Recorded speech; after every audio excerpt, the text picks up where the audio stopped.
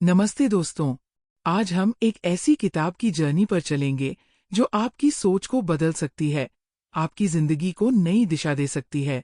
इसका नाम है डेयरिंग ग्रेटली और इसे लिखा है ब्रीन ब्राउन ने। ब्रीन एक रिसर्च प्रोफेसर हैं जिन्होंने वल्नरेबिलिटी, करेज, शेम और एम्पैथी पर गहरी स्टडी की है। उनकी बातें इतनी पावरफुल है कि उनकी टेड टॉक्स को मिलियंस ने देखा और उनकी किताबें बेस्ट सेलर्स बन गई। तो क्या आप तैयार हैं ये जानने के लिए कि वल्नरेबिलिटी यानी अपनी कमजोरियों को सामने लाना एक्चुअली आपकी स्ट्रेंथ कैसे बन सकती है? चलिए शुरू करते हैं, लेकिन रुकिए। क्या आपने कभी सोचा है कि डर और हिम्मत के बीच क्या रिलेशन है? इस समरी के एंड तक आपको जवाब मिलेगा। So stay tuned. वल्नरेबिलिटी की दुनिया में कदम। सबसे पहले ये समझते हैं कि डेयरिंग ग्रेटली किस बारे में है। ये किताब थियोडोर रूजवेल्ट के एक स्पीच से इंस्पायर्ड है, जिसमें उन्होंने कहा था कि असली क्रेडिट उस इंसान को मिलता है जो अरीना में कदम रखता है, जो कोशिश करता है, जो हारने के डर के बावजूद डेयर करता है ग्रेटली। ब्री ने इस आइडिया को अपनी रिसर्च से जोड़ा और पाया कि वल्नरेबिलिटी, अपनी सच्चाई को एक्सेप्ट करना और शो करना ही करेज की नींव है। तो चलिए अरीना में कदम रखते हैं। चैप्टर 1, वल्नरेबिलिटी को समझें। वल्नरेबिलिटी क्या है?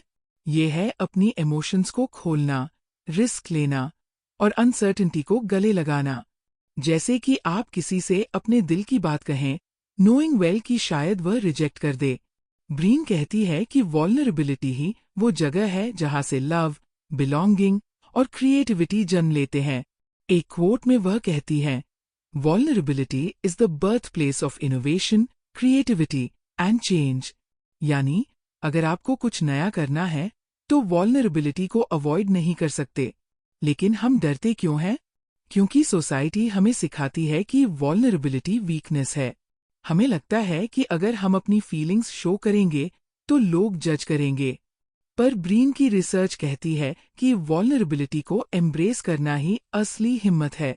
इमेजिन एक सिचुएशन, आप ऑफिस में आइडिया पिच कर रहे हैं, डर लग रहा है कि लोग हंसेंगे, लेकिन जब आप बोलते हैं तो टीम कनेक्ट करती है।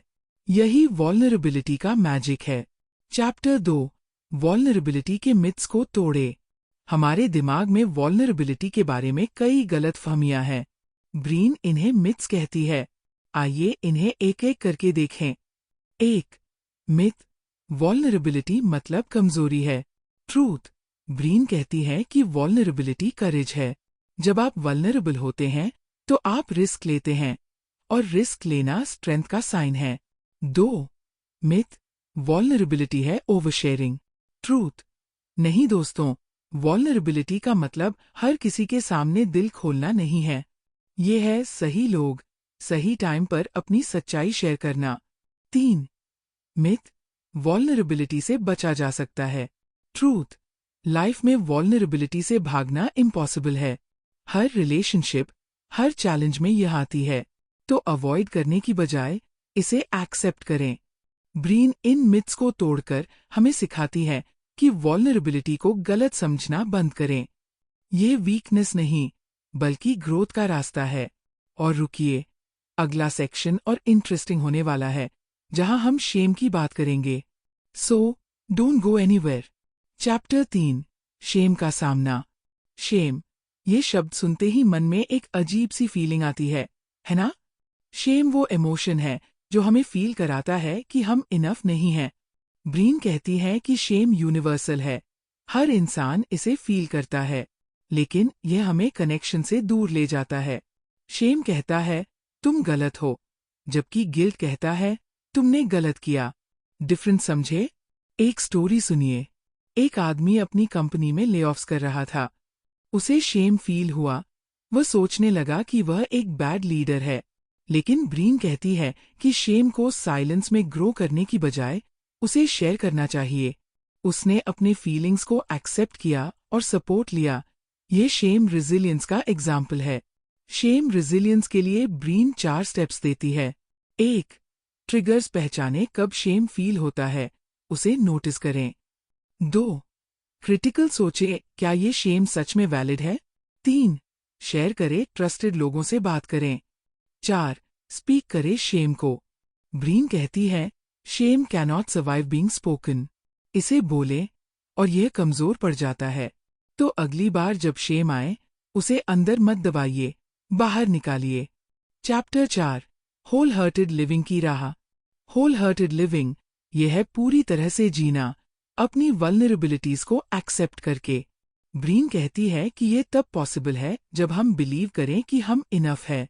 एक क्वोट में वह कहती है, Owning our story and loving ourselves through that process is the bravest thing that we'll ever do. अपनी कहानी को अपनाना और खुद से प्यार करना, यही ब्रेवरी है। होल हार्टेड लोग ग्रैटिट्यूड प्रैक्टिस करते हैं, जॉय को सेलिब्रेट करते हैं और सेल्फ कंपैशन दिखाते हैं। इमेजिन, आप मॉर्निंग में उठते हैं और इंस्टेड ऑफ थिंकिंग मैं परफेक्ट नहीं हूँ, आप कहते हैं मैं इनफ हूँ। ये माइंडसेट आपकी लाइफ को ट्रांसफॉर्म कर सकता है। चैप्टर 5, करेज का प्रदर्शन। करेज और वल्नरेबिलिटी एक सिक्के के दो पहलू है। ब्रीन थियोडोर रूजवेल्ट के क्वोट से इंस्पायर्ड है, असली हीरो वो है जो अरीना में है, जो डेयर्स ग्रेटली। करेज का मतलब फियरलेसनेस नहीं, बल्कि फियर के बावजूद आगे बढ़ना है। Courage is contagious. आपकी हिम्मत दूसरों को इंस्पायर कर सकती है। चैप्टर 6-7, वल्नरेबिलिटी का एप्लीकेशन। रिलेशनशिप्स में वल्नरेबिलिटी ट्रस्ट बनाती है। ब्रीन कहती है कि सेलेक्टिवली वल्नरेबल बने उनके साथ जो आपका ट्रस्ट अर्न करें। जैसे अपने पार्टनर से कहें, मुझे डर लग रहा है, और देखें कि कनेक्शन डीप कैसे होता है। पेरेंटिंग में बच्चों के सामने ऑथेंटिक बने।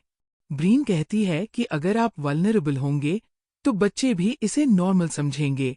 उन्हें फेलियर से मत बचाइए, उन्हें रेजिलियंस सिखाइए। लीडरशिप में वल्नरेबल लीडर्स ट्रस्ट और इनोवेशन को बूस्ट करते हैं। ब्रीन कंपनीज के एग्जाम्पल्स देती है जहां ओपननेस से टीम्स थ्राइव करती है। चलिए रिकैप करें। वल्नरेबिलिटी स्ट्रेंथ है, शेम को स्पीक करें, रेजिलियंस बनाएं। होल हार्टेड लिविंग के लिए खुद को इनफ माने। करेज मतलब dairying greatly. Memorable quotes. Vulnerability is the birthplace of innovation, creativity, and change. Owning our story and loving ourselves through that process is the bravest thing that we'll ever do. Courage is contagious. A critical mass of brave leaders is the foundation of an intentionally courageous culture. तो दोस्तों, अब आपकी बारी है। Vulnerability को embrace करें, shame को beat करें, और whole hearted life जिए। ये समरी इतना कंप्लीट है कि आपको बुक दोबारा पढ़ने की जरूरत नहीं पड़ेगी। Your time and energy saved. अगर आपको ये पसंद आया तो प्लीज लाइक करें, शेयर करें और हमारे चैनल को सब्सक्राइब करें। और हाँ, कमेंट में बताइए कि आप कैसे डेयर करेंगे ग्रेटली। धन्यवाद और कीप डेयरिंग।